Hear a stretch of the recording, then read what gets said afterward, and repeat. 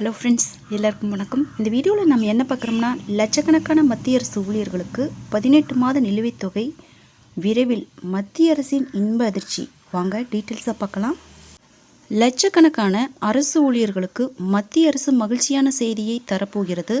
இந்த மாதம் உயர்த்தப்பட உள்ள அகவிலைப்படியுடன் 18 மாதங்களுக்கான டிஏ அரியர் வழங்கப்பட உள்ளதாக தகவல்கள் வெளியாகி உள்ளது.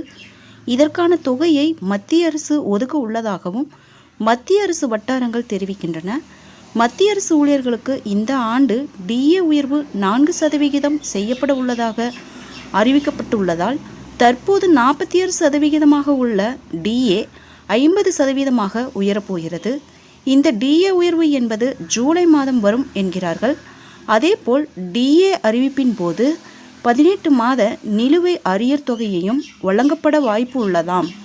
இதன் காரணமாக சீனியர் ஊழியர்களுக்கு சுமார் 2 லட்சம் ரூபாய் வரை நிதி கிடைக்க வாய்ப்பு உள்ளதாம். இதன் மூலம் சுமார் 2 கோடி குடும்பங்கள் பயன்பெறும்.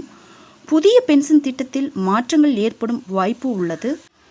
மத்திய அரசு ஊழியர்கள் கடைசியாக வாங்கிய வருமானத்தில் 40 முதல் 45% பென்ஷனாக கிடைக்கும் வகையில் விதிகளை மாற்றப்பட உள்ளதாக டெல்லி வட்டாரங்கள் தெரிவிக்கின்றன. புதிய ஓய்வூதிய திட்டத்தின் கீழ் ஊழியர்கள் தங்கள் அடிப்படை சம்பளத்தில் 10% பென்ஷனுக்கு கொடுக்க வேண்டும்.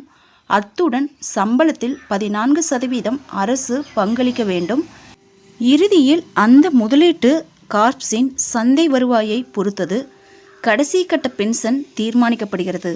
இதுபோக மத்திய அரசு ஊழியர்களுக்கு இந்த ஆண்டு அகவிலைப்படி உயர்வோடு சேர்த்து ஹச்ஆர்ஏ உயர்வும் இருக்கும்.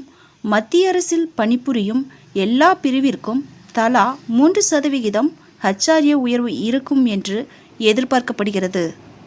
ஃப்ரெண்ட்ஸ், இந்த தகவல் உங்களுக்கு யூஸ்ஃபுல்லாக இருந்தால் என்னோட சேனலை சப்ஸ்கிரைப் பண்ணுங்கள், லைக் பண்ணுங்கள், மற்ற நண்பர்களுக்கும் இந்த வீடியோவை ஷேர் பண்ணுங்கள். தேங்க்ஸ் ஃபார் வாட்சிங்.